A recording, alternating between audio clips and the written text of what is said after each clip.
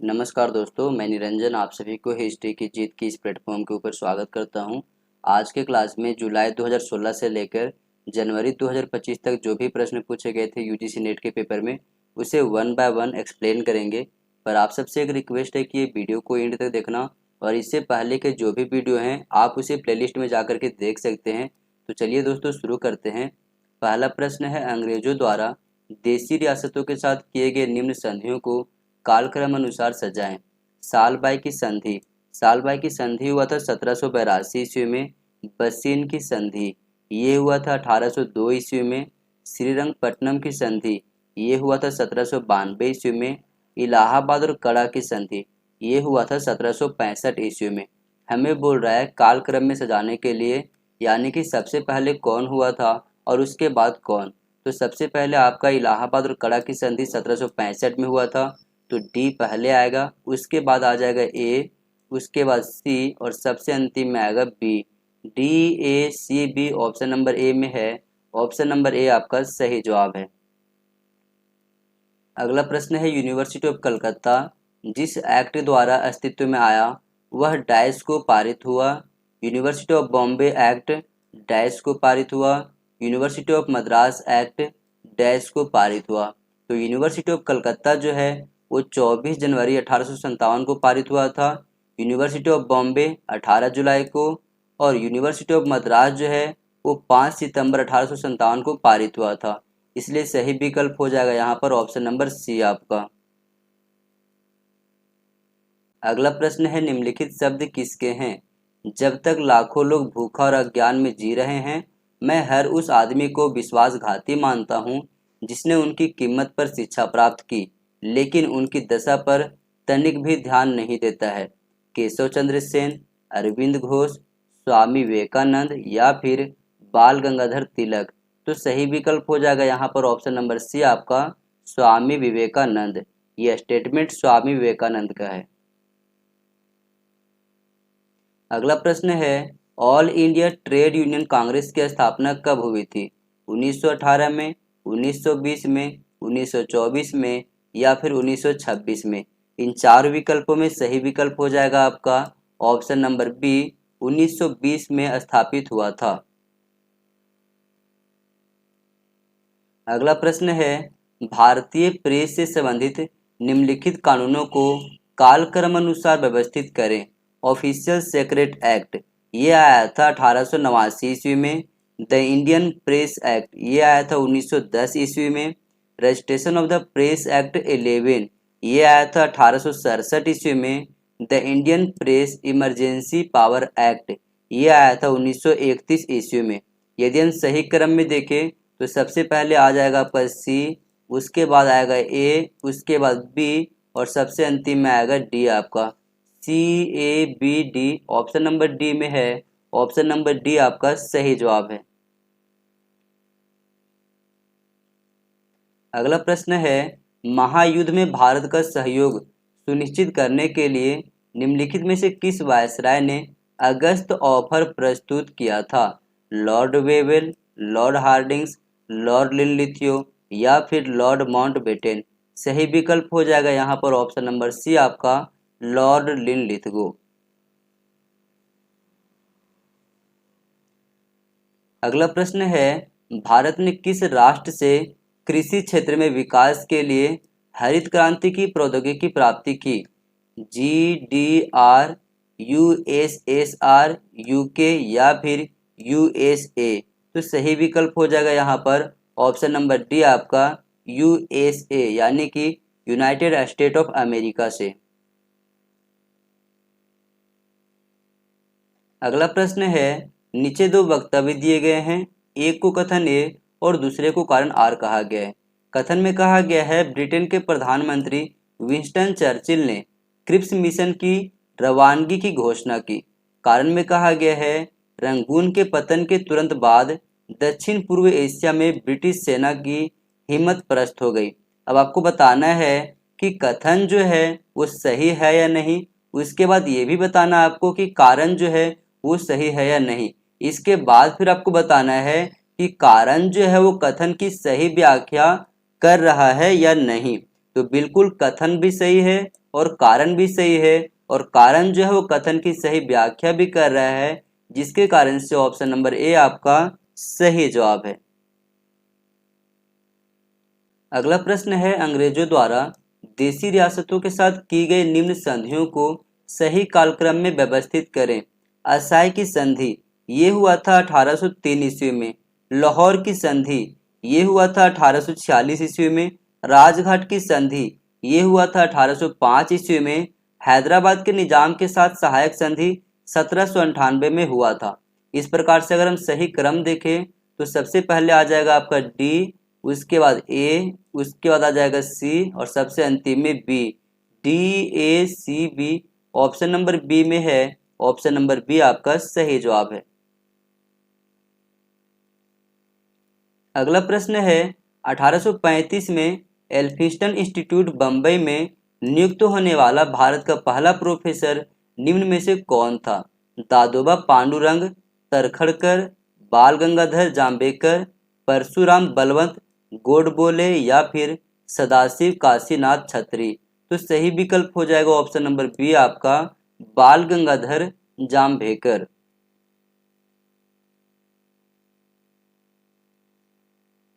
अगला प्रश्न है, रावलपिंडी में महिलाओं के लिए पहले विद्यालय की स्थापना कब हुई थी? फरवरी 1856, जून 1856, दिसंबर 1856 या फिर अगस्त 1856 में। तो सही विकल्प हो जाएगा ऑप्शन नंबर सी आपका दिसंबर 1856 में। अगला प्रश्न है, ताराबाई शिंदे की प्रसिद्ध पुस्तक स्त्री पुरुष तुलना किस वर्ष प्रकाशित हुई थी? 1880, 1883, 1882 या फिर 1885 में। तो सही विकल्प हो जाएगा ऑप्शन नंबर सी आपका 1882 ईस्वी में। अगला प्रश्न है, हमारी समझ में राजा यानी कि राजा राम मोहन राय के कार्यों का सबसे महत्वपूर्ण मूल्य भारत में मध्यकालीन शक्तियों के विरुद्ध उनके संघर्ष में निहित था, और यही कारण है कि हम उनके लिए वर्तमान भारत के पुनर्जागरण का जनक होने के सम्मान का दावा करते हैं। यह पंक्तियां किसने लिखी हैं? सुरेंद्रनाथ बनर्जी, द्वारकानाथ टैगोर, अरविंद घोष या फिर बिपिन चंद्र पाल। तो सही विकल्प हो जाएगा ऑप्शन नंबर डी आपका बिपिन चंद्र पाल। अगला प्रश्न है, 1878 का वर्नाकुलर प्रेस एक्ट 9 14 मार्च को पारित हुआ और मद्रास को छोड़कर बाकी सभी प्रांतों में लागू हो गया, क्योंकि मद्रास के स्थानीय बासिंदे ब्रिटिश समर्थक थे। उस समय मद्रास से सिर्फ अंग्रेजी अखबार प्रकाशित हो रहे थे। अभी वहां भारतीय भाषाओं का प्रेस मजबूत नहीं हुआ था, या फिर मद्रास में अधिकतर भाषाई छापाखानों की मिल्कियत अंग्रेजों के पास थी। तो बिल्कुल यहाँ पे अगर देखा जाए ऑप्शन नंबर सी आपका, तो ऑप्शन नंबर सी सही है। यहाँ पे उस समय मद्रास वाला क्षेत्र में भाषाई प्रांतीय अगर कहा जाए प्रेस का तो ज़्यादा प्रभाव नहीं था। अगला प्रश्न है, 1884-88 में एक 22 वर्षीय हिंदू महिला को उसका पति बम्बई हाईकोर्ट ले गया। उस केस का नाम क्या था? रुक्मणी माधव जी केस, रुक्माबाई दादाजी केस, रुक्माबाई बाबाजी केस या फिर रमाबाई केशव जी केस। तो सही विकल्प हो जाएगा ऑप्शन नंबर बी आपका रुक्माबाई दादाजी केस। ऑप्शन नंबर बी आपका सही जवाब है। अगला प्रश्न है, इंडियन नेशनल सोशल कॉन्फ्रेंस और इंडियन नेशनल कांग्रेस ने किस वर्ष अपने अधिवेशन अलग अलग किए? 1894, 1895, 1896 या फिर 1901। तो सही विकल्प हो जाएगा ऑप्शन नंबर बी आपका 1895। 19वीं सदी के उत्तरार्ध में हुए निम्न कृषक विद्रोहों को सही कालक्रम में सजाएं। पंजाब का कुक्का विद्रोह ये हुआ था 1872 ईस्वी को। पबना जिले का कृषक विद्रोह ये हुआ था 1873 से लेकर के 1876 के बीच में। बंगाल का नील विद्रोह ये हुआ था 1859-60 में। दक्कन का कृषक विद्रोह ये हुआ था 1875 में। इस प्रकार से अगर हम सही क्रम देखें तो सबसे पहले आपका आ जाएगा सी, उसके बाद आ जाएगा ए, उसके बाद बी और सबसे अंतिम में D. CABD option number D में है। ऑप्शन नंबर डी आपका सही जवाब है। अगला प्रश्न है, सूची 1 को सूची 2 से मिलान कीजिए। सूची 1 में इंडियन नेशनल कांग्रेस के अध्यक्ष के नाम है। सूची 2 में उनसे संबंधित समय काल बताया गया है। दादा भाई नौरोजी, इनका समय काल था 1886 से लेकर के 1893 के बीच में। सुरेंद्र नाथ बनर्जी, इनका समय काल था 1895 से 1902 के बीच में। विलियम बेडरबन, इनका समय काल था 1889 से लेकर के 1910 के बीच में। और डॉक्टर एनी बेसेंट का समय काल था 1911 से लेकर के 1917 के बीच में। इस प्रकार से हो जाएगा आपका ए का 4, बी का 1, सी का 3 और डी का 2। ऑप्शन नंबर ए में है। ऑप्शन नंबर ए आपका सही जवाब है। अगला प्रश्न है, स्वामी विवेकानंद ने 1899 में अपनी अमेरिकी यात्रा के दौरान निम्न में से किन स्थलों पर वेदांत केंद्र स्थापित किया? शिकागो, न्यूयॉर्क, सैन फ्रांसिस्को और लॉस एंजिलस। अब इन चार में से कौन से सही हैं आपको बताना है। तो सैन फ्रांसिस्को में और लॉस एंजिलस में उन्होंने अपना वेदांत केंद्र स्थापित किए थे। तो सी और डी सही हो जाएगा। सी और डी ऑप्शन नंबर डी में दिया गया है। ऑप्शन नंबर डी आपका सही जवाब है। अगला प्रश्न है, निम्नलिखित में से किसने द लेक ऑफ पाम्स नामक उपन्यास लिखा था और अंग्रेजी में रचित जिनके रामायण और महाभारत में इंडो इंग्लियन साहित्य में उन्हें अस्थायी जगह दिलाई? रमेश चंद्र दत्त, माइकल मधुसूदन दत्त, अरु दत्त या फिर रजनी पाम दत्त।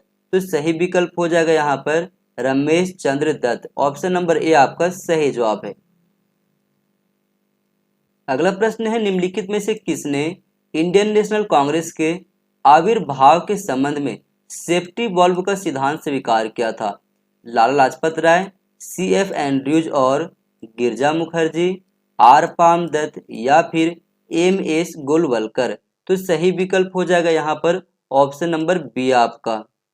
ये पॉइंट आप लोग याद रखना।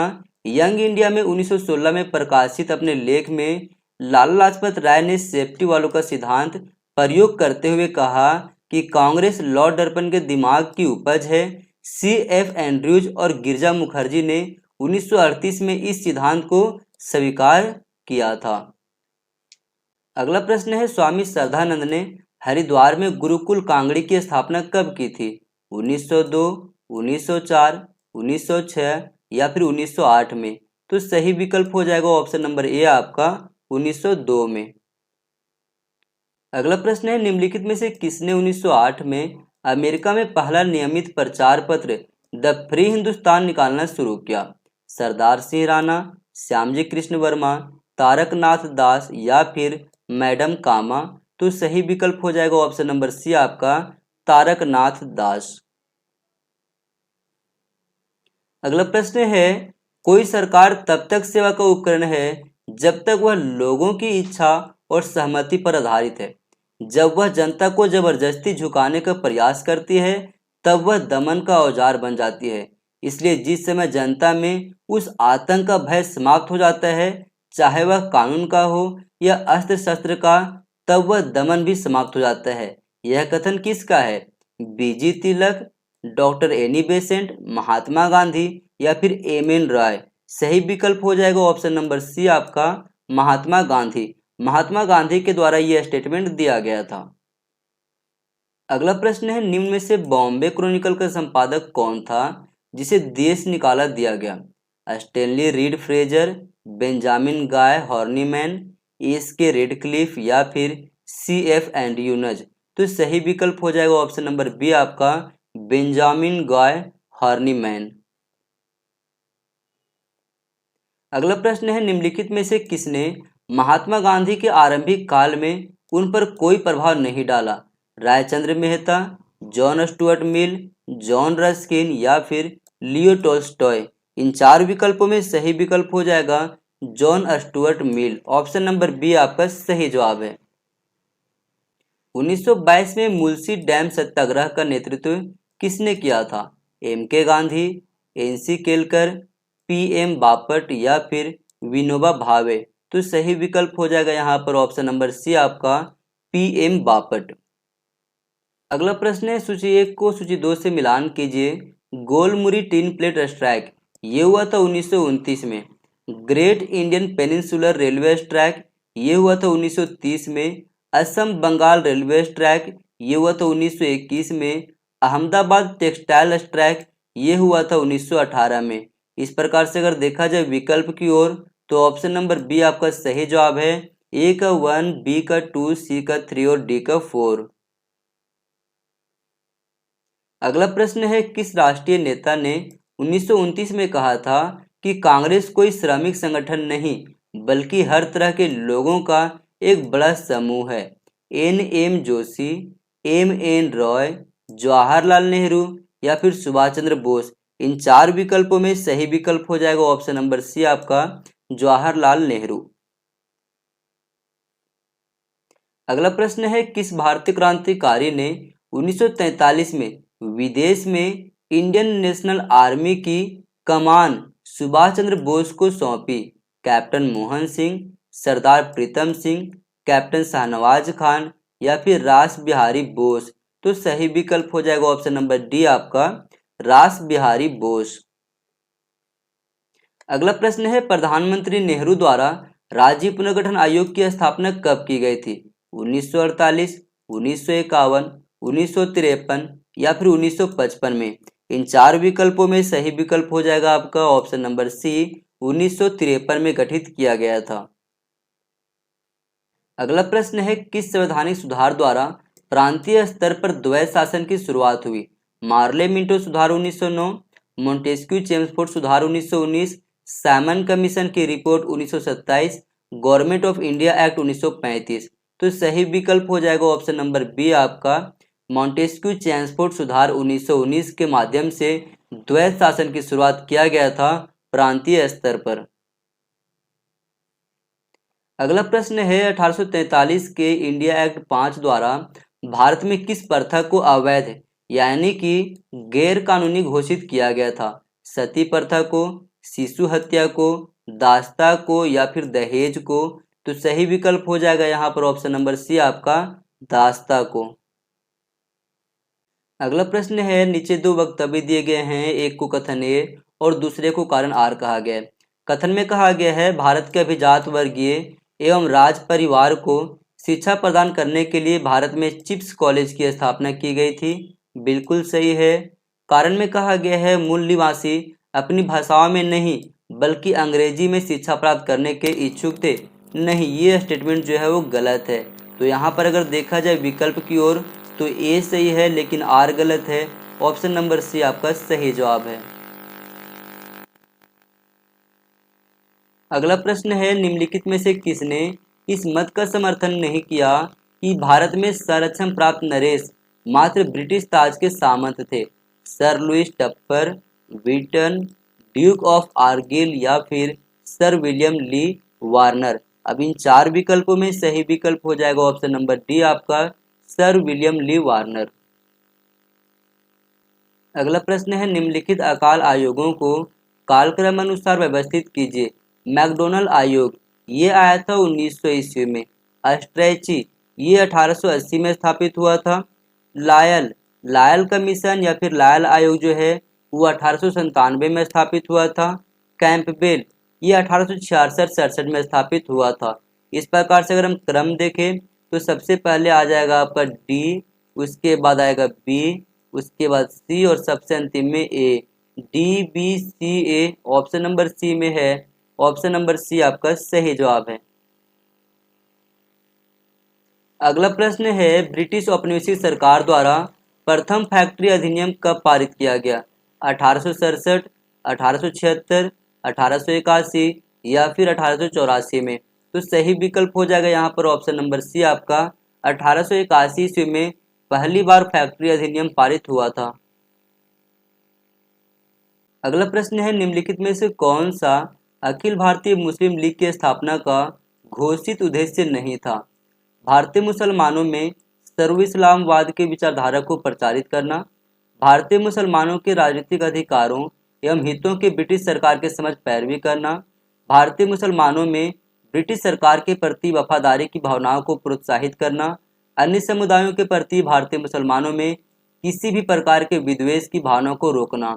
तो बी सी डी ये स्टेटमेंट जो लिखी हुई है बिल्कुल उनके उद्देश्यों में शामिल था, लेकिन स्टेटमेंट नंबर ए में जो स्टेटमेंट दी गई है वो इनमें शामिल नहीं था, इसलिए सही विकल्प हो जाएगा ऑप्शन नंबर ए आपका। अगला प्रश्न है, निम्नलिखित में से कौन खिलाफत कमेटी के सदस्य थे? शौकत अली, हकीम अजमल खान, हसरत मोहानी या फिर मुस्तफ़ा नसरुद्दीन। तो यहाँ पर अगर देखा जाए तो शौकत अली, हकीम अजमल खान और हसरत मोहानी ये तीनों जो हैं वो खिलाफत कमेटी के सदस्य थे। तो ए बी सी सही है, A B C option number C में दिया गया है, ऑप्शन नंबर सी आपका सही जवाब है। अगला प्रश्न है, सूची 1 को सूची 2 से मिलान कीजिए। एम सी राजा का संबंध हो जाएगा all India depress classes association से, ए का हो जाएगा यहाँ पर 3 आपका। जगजीवन राम इनका संबंध है all India depress classes league से, बी का हो जाएगा 1 यहाँ पर। बी आर अम्बेडकर इनका संबंध है all India depress classes Congress से, सी का हो जाएगा 2। और महात्मा गांधी का संबंध है ऑल इंडिया हरिजन संघ से, डी का हो जाएगा 4। ए का 3, बी का 1, सी का 2 और डी का 4। ए का 3, बी का 1, सी का 2 और डी का 4 ऑप्शन नंबर बी में दिया गया है, ऑप्शन नंबर बी आपका सही जवाब है। अगला प्रश्न है, निम्नलिखित में से किस अधिनियम को जवाहरलाल नेहरू ने गुलामी का नया चार्टर बताया था? Indian criminal law amendment act 1913, Rowlatt act 1919, government of India act 1919 या फिर गवर्नमेंट ऑफ इंडिया एक्ट 1935। तो सही विकल्प हो जाएगा ऑप्शन नंबर डी आपका, गवर्नमेंट ऑफ इंडिया एक्ट 1935 को जवाहरलाल नेहरू ने गुलामी का नया चार्टर बताया था, ऑप्शन नंबर डी आपका सही जवाब है। अगला प्रश्न है, निम्नलिखित में से किसने 1932 में ओटावा व्यापार समझौते की यह कहकर निंदा की थी कि इसमें भारत के अधिकृत विस्तृत हितों की हत्या हुई? जी.डी. बिरला, जे.आर.डी. टाटा, जवाहरलाल नेहरू या फिर जे.बी. कृपलानी। इन 4 विकल्पों में सही जवाब हो जाएगा ऑप्शन नंबर सी आपका, जवाहरलाल नेहरू। अगला प्रश्न यहाँ पर है, निम्नलिखित में से कौन लिबरल पार्टी का सदस्य नहीं था? दिनसा पेतित अली इमाम, पुरुषोत्तम दास ठाकुर, एम एस परांजपे या फिर वी एस श्रीनिवास शास्त्री। तो सही विकल्प हो जाएगा यहाँ पर ऑप्शन नंबर सी आपका, एस एम परांजपे। अगला प्रश्न है, भारतीय संविधान के निम्नलिखित अनुच्छेदों में से कौन से पुरुष और स्त्रियों को पूर्ण समानता की गारंटी देते हैं? अनुच्छेद 12 और 13, अनुच्छेद 14 और 15, अनुच्छेद 18 और 19 या फिर अनुच्छेद 49 और 50। तो सही विकल्प हो जाएगा ऑप्शन नंबर बी आपका, अनुच्छेद 14 और 15। अगला प्रश्न है, निम्नलिखित में से कौन राजनीति में एक महान नव प्रवर्तक था? पूरी तरह से और सजग रूप से धर्मनिरपेक्ष होने के कारण वह राष्ट्र के समक्ष सांप्रदायिकता के खतरे को साफ साफ समझ रहा था, जो अक्सर कहा करता था कि सांप्रदायिकता उतना ही बड़ा शत्रु है जितनी बड़ा उपनिवेशवाद। अब बताना है इन 4 स्टेटमेंट में कौन सा सही है? चंद्रशेखर आजाद, भगवती चरण बोहरा, यशपाल या फिर भगत सिंह। तो सही विकल्प हो जाएगा ऑप्शन नंबर डी आपका, ये स्टेटमेंट दिया गया था भगत सिंह के द्वारा। अगला प्रश्न है, निम्नलिखित में से कौन राज्य पुनर्गठन आयोग का सदस्य नहीं था? न्यायमूर्ति सैयद फजल अली, डॉक्टर हृदयनाथ कुंजरू, के एम पनिकर और शशिपाद बनर्जी। तो सही विकल्प हो जाएगा ऑप्शन नंबर डी आपका, शशिपाद बनर्जी जो हैं वो राज्य पुनर्गठन आयोग के सदस्य नहीं थे, ऑप्शन नंबर डी आपका सही जवाब है। अगला प्रश्न है, नीचे 2 वक्तव्य दिए गए हैं, एक को कथन ए और दूसरे को कारण आर कहा गया है। कथन में कहा गया है, जब 1714 में निजामुल मुल्क वायसराय के रूप में दक्कन पहुंचा तो उसने साहू को दक्कन के चौथ तथा सरदेश मुखी के भुगतान के संबंधी दाऊद खान के समझौते को मानने से इनकार कर दिया। बिल्कुल सही है। कारण में कहा गया है, निजामुल मुल्क ने उन्हें कई बार पराजित किया तथा उनके द्वारा प्रत्येक जिले में बनाए गए मिट्टी के छोटे किलों को ध्वस्त कर दिया, जिनका इस्तेमाल वे हमले के संचालन केंद्र तथा मराठा सैनिकों की टुकड़ी की शरण स्थली के रूप में किया करते थे। नहीं, ये स्टेटमेंट जो है वो बिल्कुल गलत है, केवल कथन सही हो जाता है। यदि विकल्प की ओर देखें तो ऑप्शन नंबर सी सही हो जाएगा, ए सही है लेकिन आर गलत है। अगला प्रश्न है, society for translating European science की स्थापना कब और कहाँ हुई? बॉम्बे में 1825 में, पुणे में 1830 में, कलकत्ता में 1825 में या फिर लाहौर में 1824 में। इन चार विकल्पों में सही विकल्प हो जाएगा ऑप्शन नंबर सी आपका, कलकत्ता में स्थापित हुआ था 1825 ईस्वी में। अगला प्रश्न है, नीचे दो वक्तव्य दिए गए हैं, एक को कथन ए और दूसरे को कारण आर कहा गया है। कथन में कहा गया है पारंपरिक दस्तकारी कुटीर उद्योग का ह्रास ब्रिटिश व्यापारिक नीति का परिणाम था। कारण में कहा गया है साम्राज्यवादी विजयों ने ब्रिटिश को असीम संसाधन उपलब्ध कराए थे। तो बिल्कुल दोनों ही सही है, लेकिन कारण जो कथन की सही व्याख्या नहीं कर रहा है, जिसके कारण से ऑप्शन नंबर बी आपका सही जवाब है। अगला प्रश्न है, नीचे दो वक्तव्य दिए गए हैं, एक को कथन ए और दूसरे को कारण आर कहा गया है। कथन में कहा गया है उदारवादी वास्तव में विश्वास रखते थे कि भारत के स्वशासन का एक संवैधानिक मार्ग था। बिल्कुल सही है। कारण में कहा गया है उनकी ब्रिटिश न्यायप्रियता के प्रति दृढ़ आस्था थी। बिल्कुल सही है। और कारण जो कथन की सही व्याख्या भी कर रहा है, जिसके कारण से ऑप्शन नंबर ए आपका सही जवाब है। अगला प्रश्न है, नीचे दो वक्तव्य दिए गए हैं, एक को कथन ए और दूसरे को कारण आर कहा गया है। कथन में कहा गया है विवेकानंद के अनुसार जाति व्यवस्था वेदांत के धर्म के विरुद्ध है। कारण में कहा गया है सभी बुराइयां मतभेदों पर विश्वास करने से आती हैं, सभी अच्छाइयां समानता पर आस्था से निहित एकत्र एवं एकरूपता की समझ से आती है। बिल्कुल कथन और कारण दोनों ही सही हैं, और कारण जो है वो कथन की सही व्याख्या भी करता है, जिसके कारण से ऑप्शन नंबर ए आपका सही जवाब है। अगला प्रश्न है, आर्य समाजी नेता श्री हरविलास शारदा का संबंध भारत के किस भाग से था? राजस्थान, महाराष्ट्र, गुजरात या फिर पंजाब से? तो सही विकल्प हो जाएगा ऑप्शन नंबर ए आपका राजस्थान से। अगला प्रश्न है, सूची 1 को सूची 2 से मिलान कीजिए। बख्त खान, इनका संबंध है बरेली से। मौलवी अहमदुल्ला, इनका संबंध है फैजाबाद से। कुंवर सिंह, इनका संबंध है जगदीशपुर से। और हजरत महल का संबंध है लखनऊ से। ए का 1, बी का 4, ए का 1, बी का 4, सी का 2 और डी का 3 ऑप्शन नंबर ए में दिया गया है। ऑप्शन नंबर ए आपका सही जवाब है। बंगाल के स्थायी बंदोबस्त पर विचार आगे बढ़ाने में निम्नलिखित में से कौन एक शामिल नहीं था? Alexander Dow, Thomas Law, Montgomery Martin या फिर फिलिप फ्रांसिस? तो सही विकल्प हो जाएगा ऑप्शन नंबर सी आपका, मॉन्टगोमरी मार्टिन इसमें शामिल नहीं था।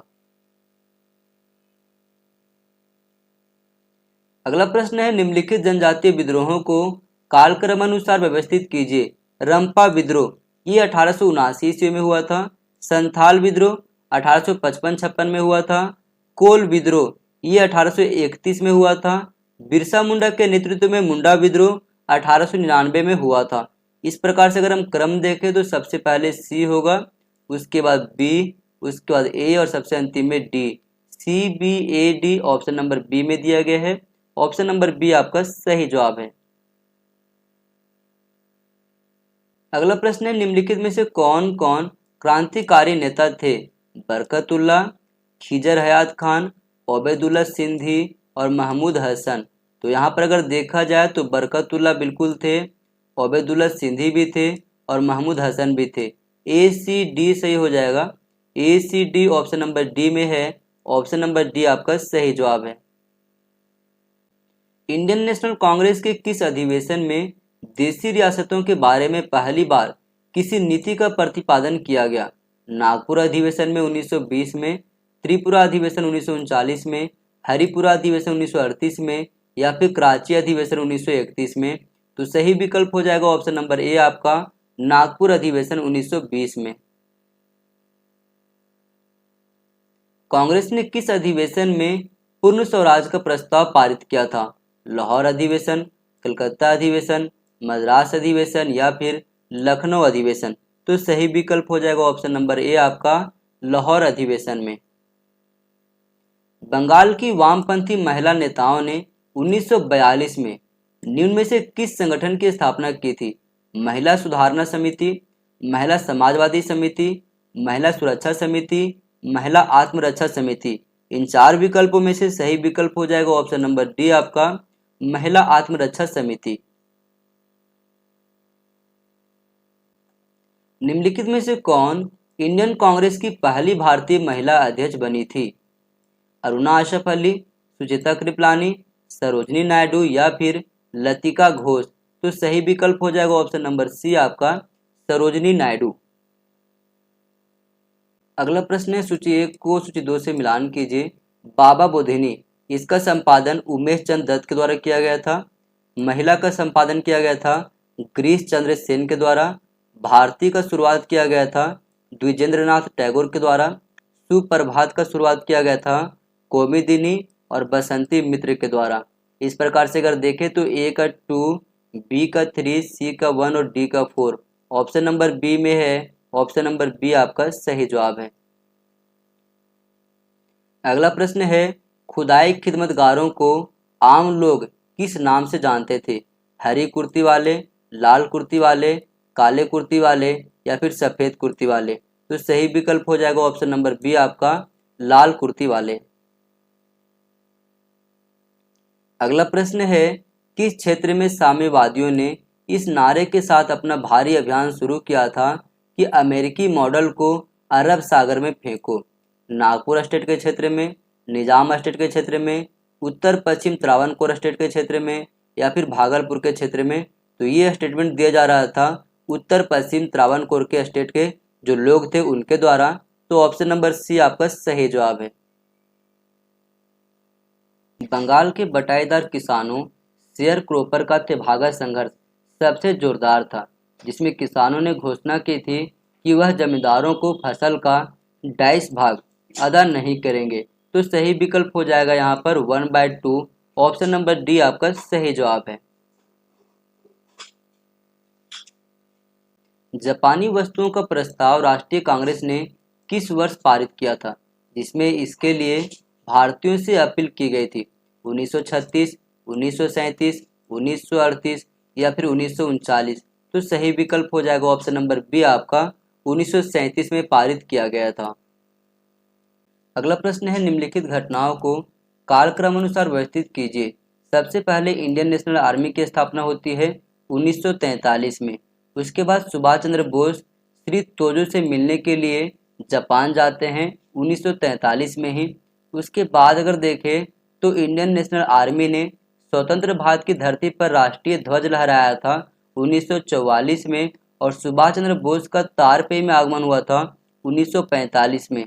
अगर सही क्रम देखें तो सबसे पहले डी आएगा, उसके बाद ए, उसके बाद सी और सबसे अंतिम में B. D A C B option number A में है। ऑप्शन नंबर ए आपका सही जवाब है।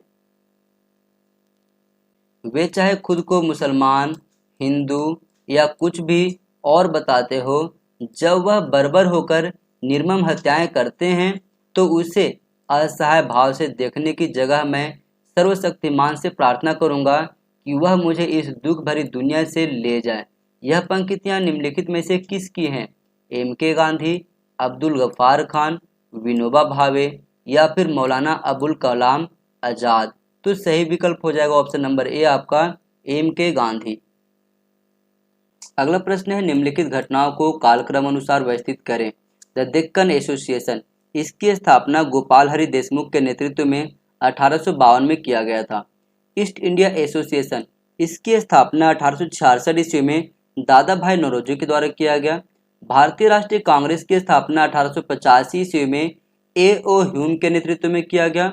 इंडियन लीग यानी कि भारतीय लीग की स्थापना 1875 ईस्वी में शिशिर कुमार घोष के द्वारा किया गया।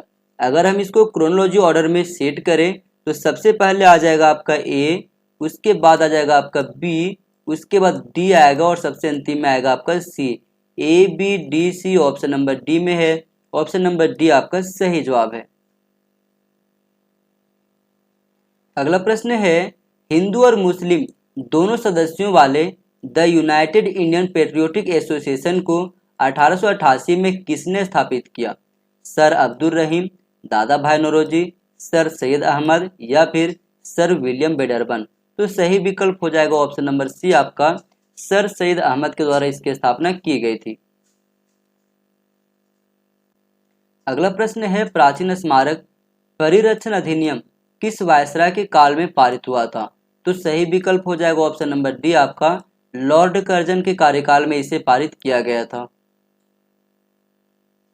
अगला प्रश्न है, निम्नलिखित अधिनियमों में से किसने महिला मतदाताओं के अनुपात को बढ़ा दिया और विधानसभा में उन्हें आरक्षित सीटें दी? 1909 का अधिनियम, 1919 का अधिनियम, 1930 का अधिनियम या फिर 1935 का अधिनियम? तो सही विकल्प हो जाएगा ऑप्शन नंबर डी आपका, 1935 का अधिनियम। निम्नलिखित में से सर्वप्रथम भारतीय महिला विश्वविद्यालय के प्रथम कुलाधिपति कौन थे? Sir R G Bhandarkar, sir Sankaran Nair, sir Tej Bahadur Sapru या फिर सर आशुतोष मुखर्जी? तो सही विकल्प हो जाएगा ऑप्शन नंबर ए आपका, सर आरजी भंडारकर। अगला प्रश्न है, निम्नलिखित उद्योगपतियों में से 1936 के बॉम्बे घोषणा पत्र के हस्ताक्षरकर्ता कौन थे? पुरुषोत्तम ठाकुरदास, ए डी श्रॉफ, अंबालाल साराभाई या फिर Balchand Harichand?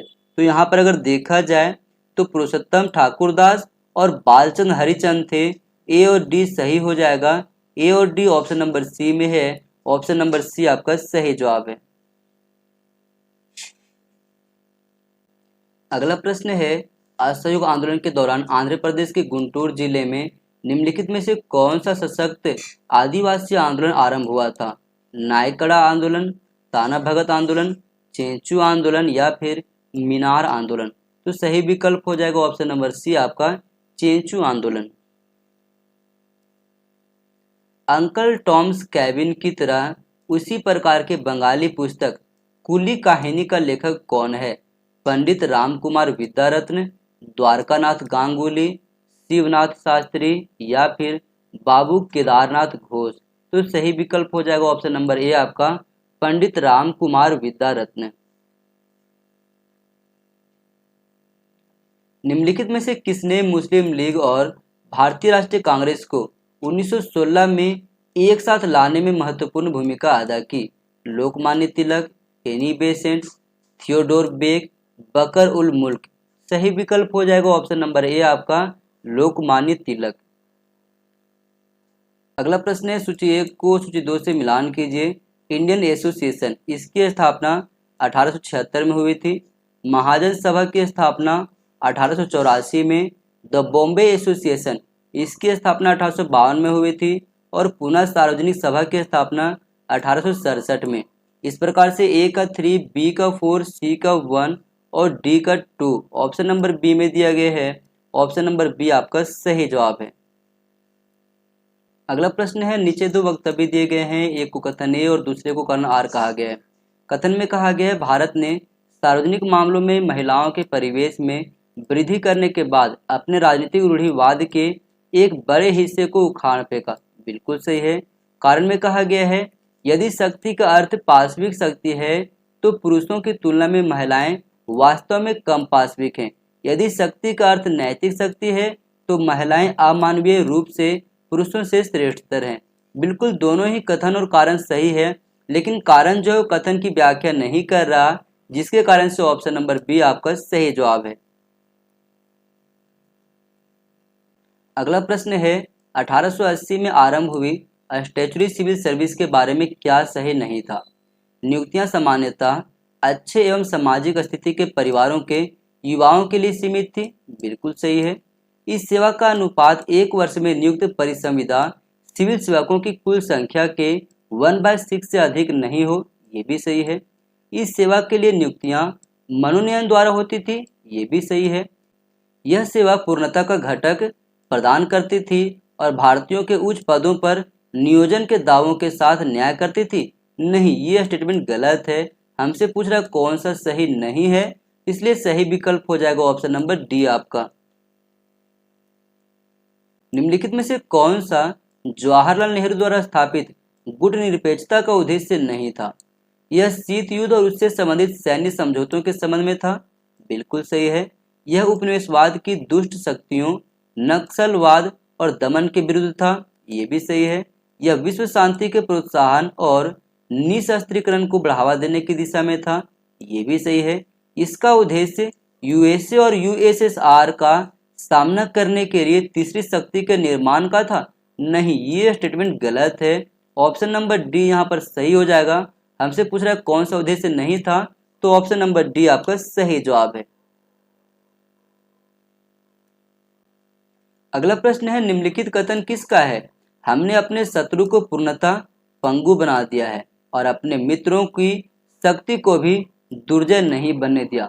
Charles Metcalfe, Cornwallis, Lord Wellesley या फिर जॉन लॉरेंस? तो सही विकल्प हो जाएगा ऑप्शन नंबर बी आपका, लॉर्ड कॉर्नवालिस। अगला प्रश्न है, सूची 1 को सूची 2 से मिलान कीजिए। लॉर्ड डलहौजी के व्यापकता के सिद्धांत के तहत सतारा का विलय 1848 में किया गया था। नागपुर का विलय 1853 में किया गया था। झांसी का विलय 1854 में और संबलपुर का किया गया था 1849 में। ए का 2, बी का 1, सी का 4 और डी का 3 ऑप्शन नंबर सी में है। ऑप्शन नंबर सी आपका सही जवाब है। निम्नलिखित रियासती शासकों में से एने महोदय द्वारा किसे अंग्रेजों के प्रति सर्वाधिक वफादारी रहने वाला कहा गया, क्योंकि उन्होंने खुलकर यह घोषणा की कि अंग्रेजों के लिए भारत को सुरक्षित रखें? भोपाल के बेगम, सर सलार जंग, सिंधिया या फिर गुलाब सिंह? तो सही विकल्प हो जाएगा ऑप्शन नंबर सी आपका, सिंधिया। निम्नलिखित में से किसके बारे में कैप्टन सिंडहेम ने लिखा? वे लूट मार के लिए आते हैं, लड़ने के लिए नहीं। रामोसी के बारे में, पिंडारी के बारे में, मराठा के बारे में या फिर अफगानी के बारे में? तो सही विकल्प हो जाएगा ऑप्शन नंबर बी आपका, पिंडारियों के बारे में। अगला प्रश्न है, हाउस ऑफ कॉमन्स में निम्नलिखित में से किसका कथन था कि हमारा भारतीय साम्राज्य घने अंधेरे से घिरा हुआ है? यह हो सकता है कि यूरोपीय ज्ञान में शिक्षित होने से वे किसी भावी युग में यूरोपीय संस्थाओं की मांग कर सकते हैं। क्या कभी ऐसा दिन आएगा? मुझे नहीं पता। जब कभी यह दिन आएगा, वह ब्रिटिश इतिहास में सर्वाधिक गौरवशाली दिन होगा। यह स्टेटमेंट है टीबी मैकाले का। ऑप्शन नंबर बी आपका सही जवाब है। जब एक शोध प्रपत्र पढ़ा जा रहा था, तो निम्नलिखित में से किस कॉलेज में उसके प्राचार्य यानी कि प्रिंसिपल D.L. रिचर्डसन और society for the execution of general knowledge के छात्र प्रेसिडेंस के बीच टकराव हुआ था? ये हुआ था हिंदू कॉलेज कलकत्ता में। ऑप्शन नंबर सी आपका सही जवाब है।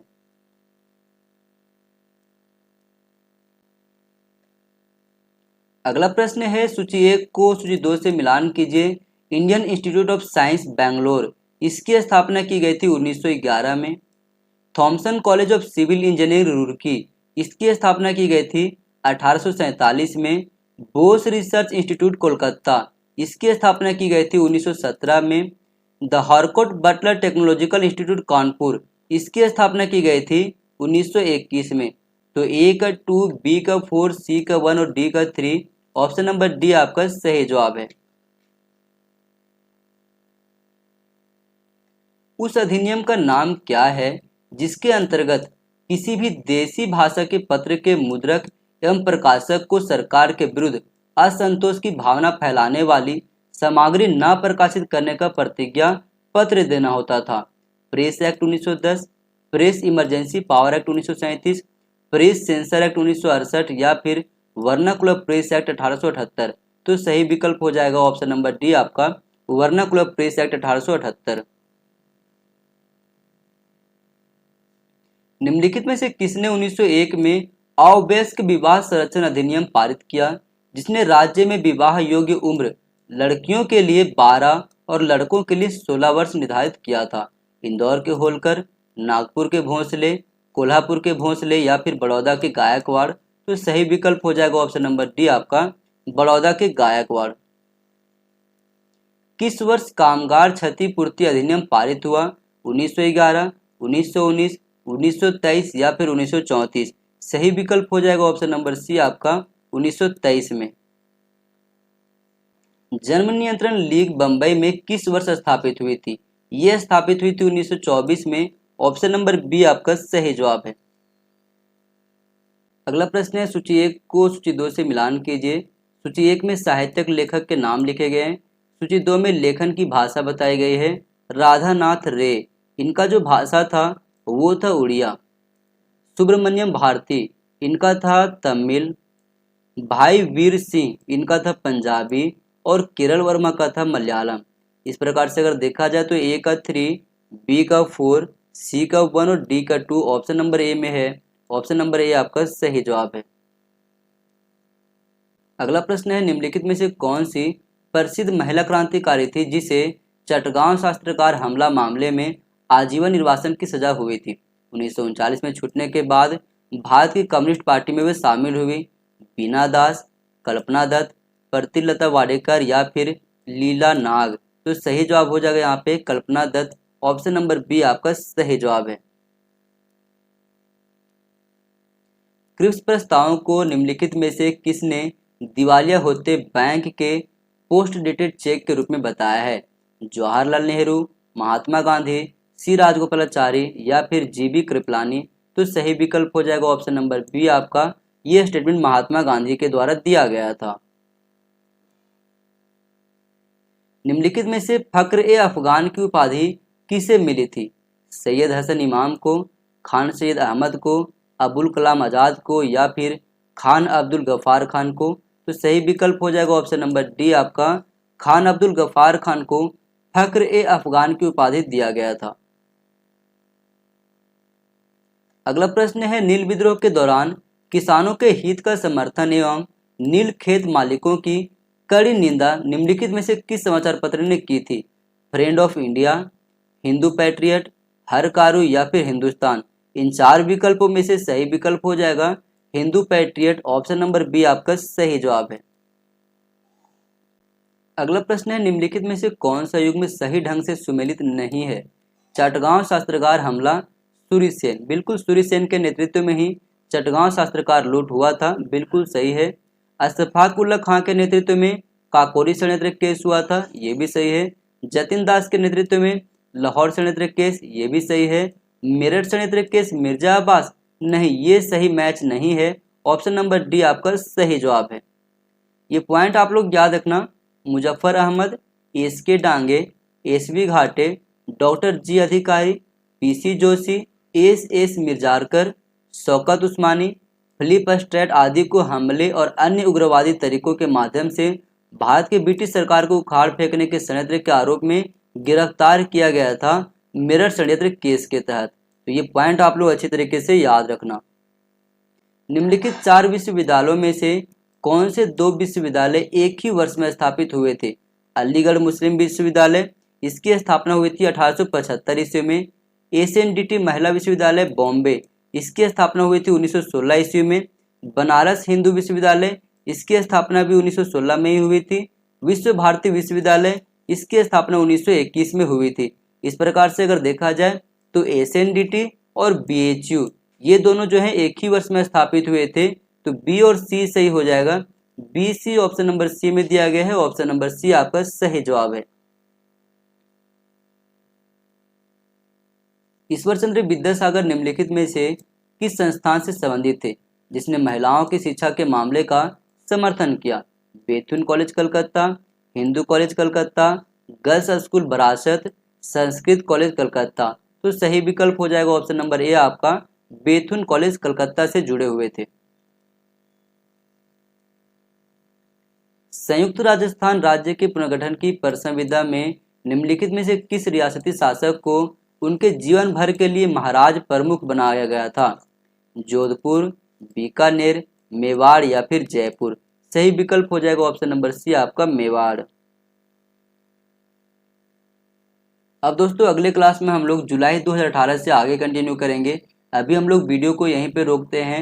वीडियो कैसी लगी कमेंट सेक्शन में जरूर बताना। और हाँ दोस्तों, जिन्होंने इस चैनल को सब्सक्राइब करके नहीं रखा है, चैनल को सब्सक्राइब करके रख लो ऐसे और महत्वपूर्ण वीडियो प्राप्त करने के लिए। थैंक यू दोस्तों, अगले क्लास में फिर मिलते हैं।